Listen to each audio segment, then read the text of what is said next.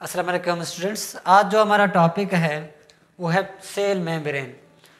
Cell membrane को हम plasma membrane भी कहते हैं, प्लाज्मा लीमा भी कहते हैं, और हमारे पास जो मसल्स की मेम्ब्रेन होती है जिसको हम सार्कोप्लाज्मा सार्कोलीमा भी कहते हैं। ठीक है, तो ये हमारे पास क्या है कि प्लाज्मा मेम्ब्रेन उसके डिफरेंट नेम है, या सेल मेम्ब्रेन उसके डिफरेंट नेम है। ठीक है, तो सेल मेम्ब्रेन क्या होती है? आउटर मेम्ब्रेन ऑफ सेल होती है। ये क्या होती है कि आउटर मेम्ब्रेन ऑफ सेल होती है, सेल के सराउंडिंग होती है। अब आउटर मेम्ब्रेन उनमें होती है जो हमारे पास जिसके पास सेल वाल नहीं है, जिसके सेल वाल जिसके पास है तो उसकी आउटर मेम्ब्रेन सेल वाल होती है।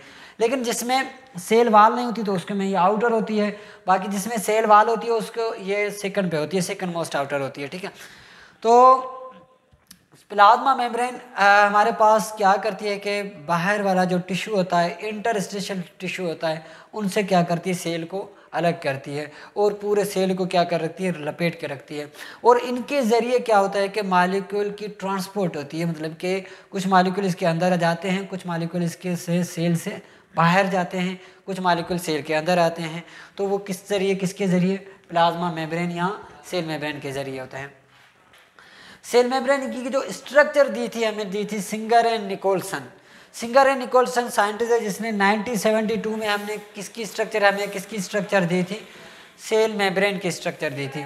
इन्होंने कहा था कि हमारे पास सेल मेम्ब्रेन एक फ्लूइड म्यूजिक मॉडल के हवाले से इन्होंने स्ट्रक्चर दी थी। Fluid music model, fluid music model का मतलब ये होता है कि जैसे हमारे पास किसी समुद्र में, किसी ओशन में जो ग्लेशियर होते हैं, आइस के ग्लेशियर, आइसबर्ग्स जो तैर रही होती हैं, इस तरह हमारे पास फास्फोलिपिड्स या लिपिड्स में हमारे पास क्या होता है कि प्रोटीन तैर रहा होता है, प्रोटीन मौजूद होता है। जिस तरह ग्लेशियर्स मौजूद होती हैं, आइसबर्ग मौजूद होती हैं किसी ओशन में, इसी तरह हमारे पास क्या होता है कि प्रोटीन मौजूद होता है लिपिड्स में।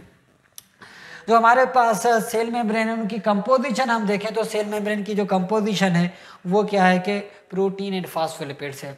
उनके अलावा हमारे पास कार्बोहाइड्रेट भी इसमें प्रेजेंट होता है और कोलेस्ट्रॉल भी प्रेजेंट होता है। उनके डिफरेंट फंक्शन होते हैं, लेकिन मेन चीज़ हमारे पास जो होती है वो है प्रोटीन एंड फास्फोलिपिड्स होते हैं। तो प्रोटीन और फास्फोलिपिड्स किस हिसाब से और कैसे मौजूद होते हैं मैंने स्ट्रक्चर बनाई है, उसमें आपको बताने की कोशिश की है कि किस तरह से मौजूद है। ये हमारे पास देखें, ये हमारे पास क्या है कि सेल है।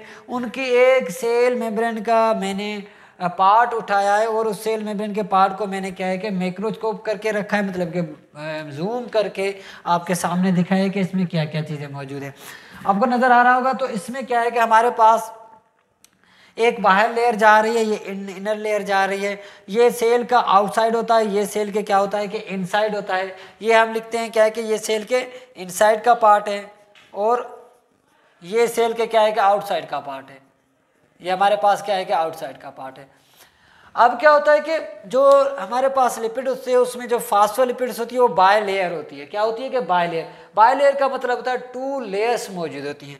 एक हमारे पास आउटर लेयर होती है, एक इनर लेयर होती है। अब जो आउटर लेयर, इनर लेयर में जो प्रेजेंट होते हैं वो जो मॉलिक्यूल होते हैं उनको हम फास्फोलिपिड्स कहते हैं। अब ये एक जो मॉलिक्यूल है उसको हम क्या कहते हैं कि फास्फोलिपिड, ये दूसरा फास्फोलिपिड, ये तीसरा फास्फोलिपिड, ये चौथा फास्फोलिपिड।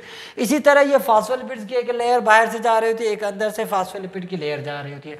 अब हम एक फास्फोलिपिड्स में देखें तो हमारे पास क्या है, उसमें एक उसमें हेड होता है और एक उसमें क्या होता है कि ये टेल होता है। तो इसी तरह हमारे पास मैंने ये देखो, ये हमारे पास ये दोनों टेल हैं, ये इसका टेल है, ये इसका टेल है फास्फोलिपिड मॉलिक्यूल का। इसी तरह इस फास्फोलिपिड मॉलिक्यूल का ये टेल है, इस फास्फोलिपिड मॉलिक्यूल का ये टेल है। तो ये दोनों हमारे पास टेल आ रहे हैं। तो इससे जो जोन होती है, इस जोन को हम टेल कहते हैं। और ये हमारे पास क्या होती है कि ये हमारे पास होती है हाइड्रोफोबिक होती है। हाइड्रोफोबिक इसको क्यों कहते हैं? हाइड्रोफोबिक इसको इस वजह से कहते हैं क्योंकि ये वाटर हेट है। वाटर हेटिंग का मतलब होता है वाटर फियरिंग, वाटर से दूर जाने वाली, मतलब कि वाटर को ये डिजोल्व नहीं होती वाटर में। तो ये हमारे पास हाइड्रोफोबिक होती है और ये हाइड्रोफिलिक होती है। जो फास्फोलिपिड के टेल होते हैं, जो फास्फोलिपिड के क्या होते हैं कि टेल होते हैं, वो हाइड्रोफोबिक होते हैं और फास्फोलिपिड्स के जो हेड होते हैं वो क्या होते हैं? हाइड्रोफिलिक।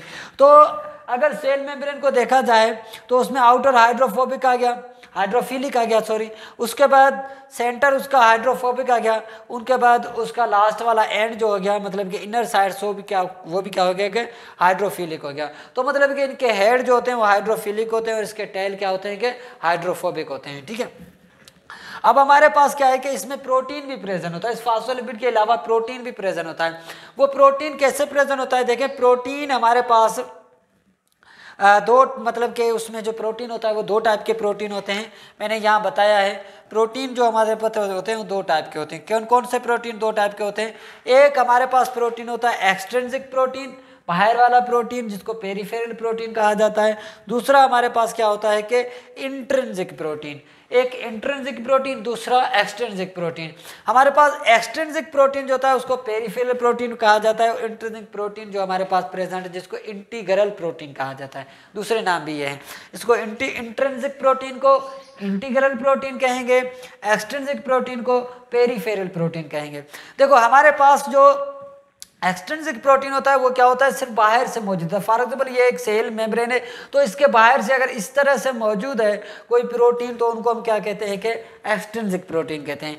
लेकिन हमारे पास देखो ये यहाँ से सिर्फ बाहर से मौजूद है, लेकिन उसको हम क्या कह रहे हैं, एक्सट्रिंसिक प्रोटीन कह रहे हैं। लेकिन अगर जब हम इंट्रिंसिक की बात करेंगे तो इंट्रिंसिक बात इस तरह से होता है जिस तरह से ये हमारे पास, ये देखो ये सेल मेम्ब्रेन है, ये मेरा हाथ जो सेल मेम्ब्रेन है, इससे ये यहाँ बाहर से लेकर अंदर तक क्या है कि ये प्रोटीन प्रेजेंट होता है, तो उनको हम क्या कहते हैं कि इंट्रिंसिक प्रोटीन कहते हैं।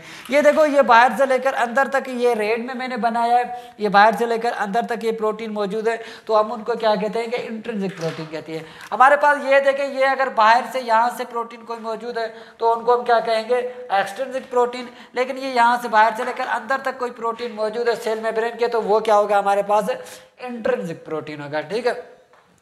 तो अगर एक्सट्रिंसिक प्रोटीन हमारे पास क्या होते हैं कि हमारे पास कुछ एंटीजन, हमारे पास एक्सट्रिंसिक प्रोटीन में एंटीजेंस वगैरह आ जाते हैं, कुछ रिसेप्टर्स आ जाते हैं, जैसे कि हमारे पास रेड ब्लड सेल्स वगैरह में होते हैं या कुछ हार्मोन सेल्स में होते हैं।